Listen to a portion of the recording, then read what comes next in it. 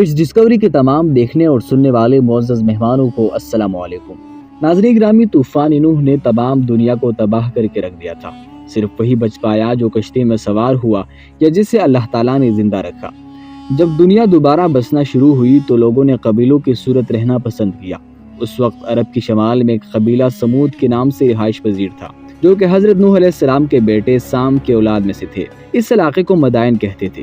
قوم سمود کے یہ لوگ انتہائی طاقتور اور لمبے قد و قامت کے مالک تھے۔ یہ لوگ فن تعمیر میں مہارت تامہ رکھتے تھے۔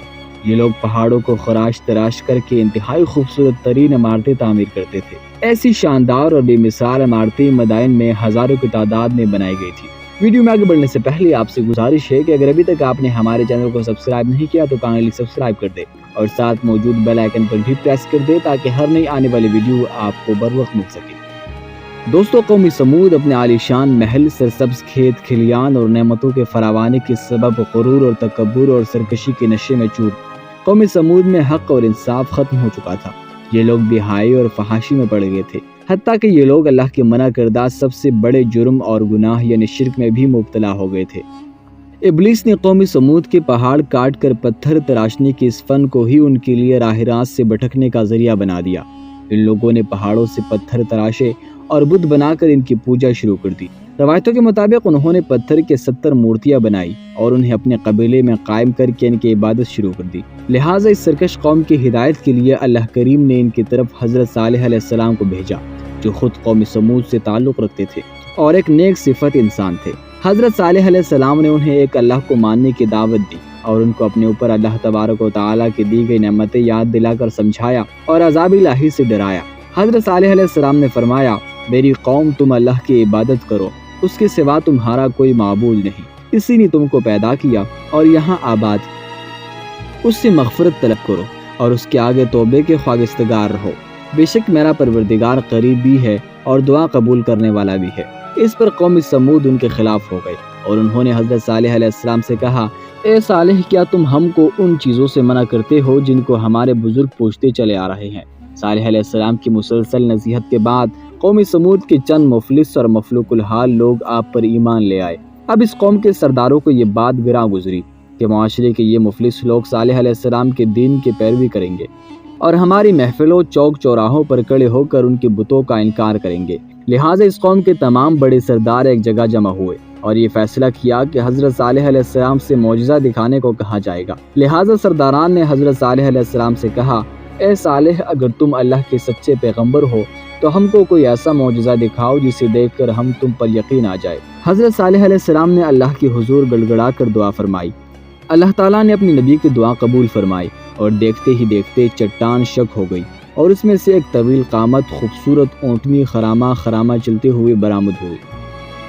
جندہ بن عمر بن لبید اپنے چند ساتھیوں کے ساتھ ایمان لے آیا، لیکن اکثر سرداروں نے اسے جادو کہہ کر اس معجزے کا انکار کر دیا۔ یہ اونٹنی اس قوم کے لیے معجزہ بھی تھی اور ایک آزمائش بھی۔ اس اونٹنی نے پیدا ہوتی ہی اپنے برابر ایک بچہ جنا۔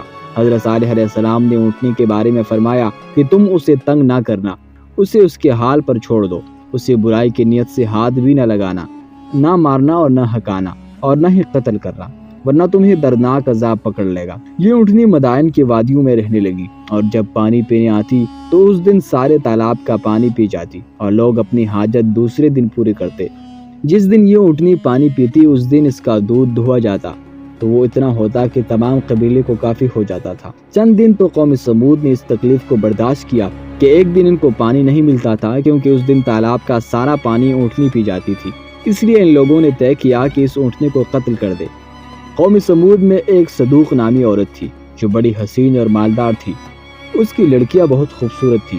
اس نے مسدہ بن دہر اور قیدار بن سالف کو بلا کر کہا، اگر تم اونٹنی کو ذبح کر دو تو میری جس لڑکی سے چاہو نکاح کر لینا۔ چنانچہ قیدار بن سالف، جو سرخ رنگ کا بھوری آنکھوں والا پست قد آدمی تھا اور ایک زناکار عورت کا لڑکا تھا، وہ اونٹنی کو قتل کرنے کے لیے تیار ہو گیا۔ ایک دن اس قوم کے 9 افراد اونٹنی کا انتظار میں کوے کے پاس گھات لگا کر بیٹھ گئے، جبکہ قوم کے لوگ اللہ کے عذاب کے ڈر سے چھپ کر یہ منظر دیکھنے لگے۔ جب اونٹنی کوے کے قریب آئے تو مسدہ نامی شخص نے تیر چلایا جو اس کی پنڈلی میں پیوست ہو گیا اور ٹانگ سے خون جاری ہو گیا اور تلوار کے ایک بھرپور وار سے اونٹنی کے پچھلے پاؤں کو کاٹ ڈالا۔ اونٹنی شدید زخمی ہو کر زمین پر گر پڑی، اور ایک چیخ ماری۔ اسی اثنا میں زخمی اونٹنی کو گھیرے میں لے کر اس پر نیزوں اور تلواروں کی لاتعداد وار کیے گئے، جس سے وہ ہلاک ہو گئی۔ ادھر اس کا بچہ بھاگتا ہوا پہاڑ پر چڑھا اور چیخی مارتا ہوا غائب ہو گیا۔ جب حضرت صالح علیہ السلام کو اونٹنی کے قتل کی خبر ہوئی تو آپ نے بہت افسوس کیا اور فرمایا تم 3 دن کے بعد ہلاک ہو جاؤ گے۔ قوم سمود کی اس سرکشی پر عذاب خداوندی کا ظہور اس طرح ہوا۔ پہلے ایک زبردست خوفناک آواز آئی، پھر شدید زلزلہ آیا جس سے پوری آبادی اتھل پوتل ہو کر چکناچور ہو گئی۔ تمام عمارتیں ٹوٹ پھوٹ کر تس نس ہو گئی اور قوم سمود کا ایک ایک آدمی گھٹنوں کے بل اوندھا گر کر مر گیا۔ صالح علیہ السلام کی پوری بستی زلزلوں کے جھٹکوں سے تباہ و برباد ہو کر اینٹوں اور پتھروں کا ڈھیر بن گئی۔ حضرت صالح علیہ السلام نے ان لوگوں کی طرف سے منہ پھیر لیا اور اس بستی کو چھوڑ کر دوسری جگہ تشریف لے گئے۔ امید کرتا ہوں کہ آج کی یہ معلوماتی ویڈیو آپ کو پسند آئی۔ ویڈیو پسند آنے کی صورت میں ویڈیو کو زیادہ سے زیادہ شیئر کیجیے۔